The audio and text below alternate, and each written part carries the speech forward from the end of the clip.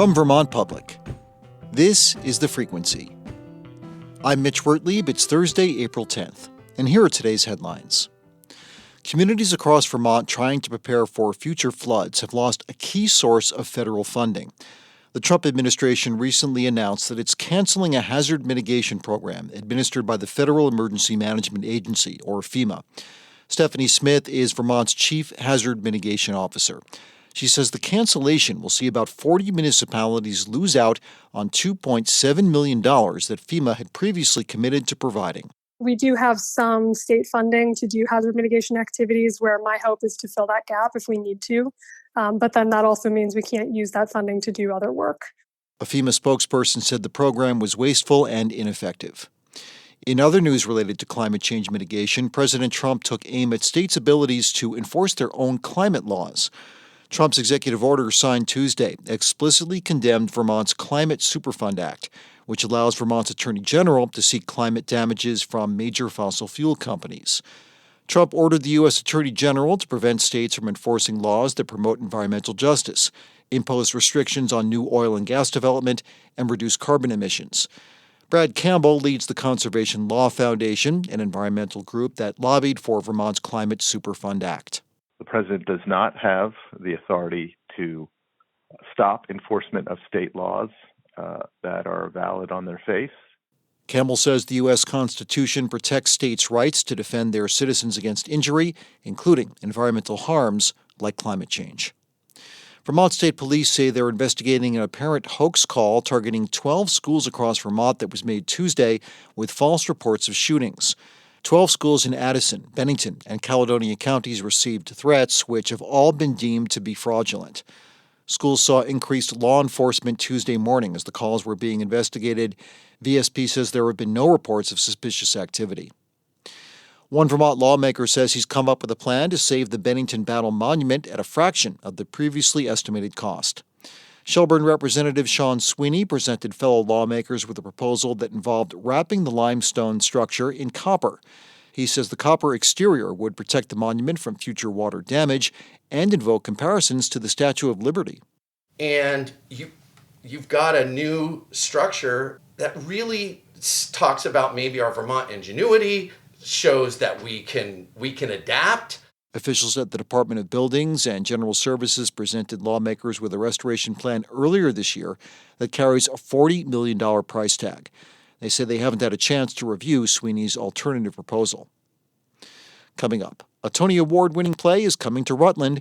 Vermont Public's Nina Keck has a preview of the musical called Urinetown. That's after this.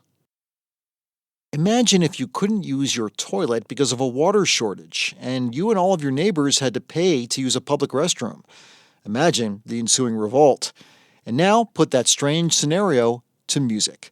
That's the premise of the Tony Award-winning musical Urinetown. It's on stage this Friday and Saturday at Rutland's Paramount Theatre. And Nina Keck has this preview. Sing a sing a sing a sing a song. Sing a sing a sing a sing a song. At a recent rehearsal, members of the Paramount Players warmed up their voices and bodies. This cast has 21 performers, most of them locals. Music director Cameron Westcott says Urinetown the musical has an irreverent, dark humor and complex score that audiences will love. It's really a dystopian piece focused on a premise of a drought and a water shortage where private toilets are outlawed. And so the only place that you can go is to a public bathroom. And if you don't do that, they send you to an infamous place called Urinetown. You're at Urinetown. Your ticket should say Urinetown. No refunds, it says Urinetown. We'll keep that dough. I love the name personally. I know that it sounds crazy. 20-year-old Haley Yaruso lives in Rutland and plays the female lead, Hope Cladwell. I think Urinetown as a title is a little offsetting when you first hear it, and the show is very offsetting as well, so I really, really, really like the title for this show. In the musical, Hope has just finished college and is starting a job in the family business. It's a business run by her corrupt father, played by Rutland resident and veteran performer Chris Doyle. He is the bad guy. He is the founder and president of the Urine Good Company, who basically controls a lot of the water in a very post-apocalyptic world. The elder Cladwell uses the water shortage to his financial advantage, and in one of his signature numbers, gleefully croons about taking a town that formerly stank and making Flushing mean flush at the bank. I saw gray skies foreboding and cold. I saw gray skies and made them rain gold. Now those skies aren't so bleak to behold.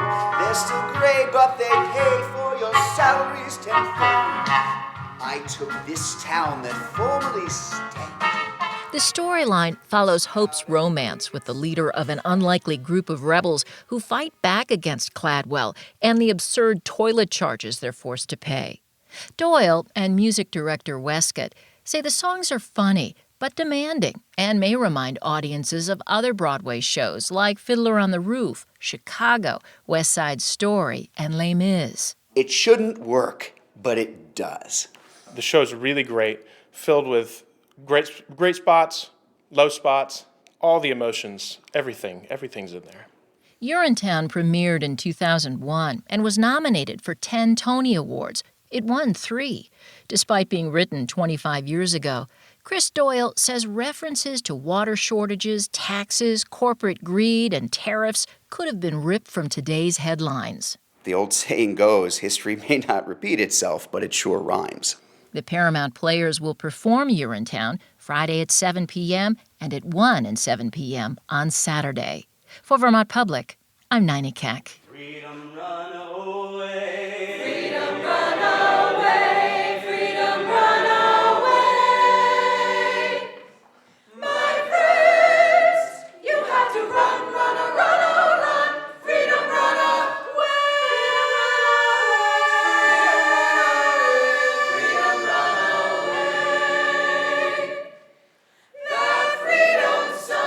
That freedom sun will shine someday. A 3, 4. To then you better run, run, freedom, run, freedom, run away.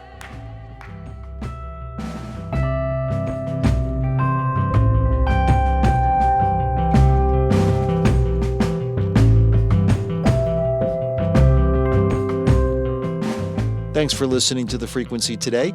We had additional reporting from Peter Hirschfeld, Abigail Giles, and Nathaniel Wilson. Today's episode was edited by Mark Davis, and our music is by Blue Dot Sessions. I'm Mitch Wertlieb. Talk to you tomorrow.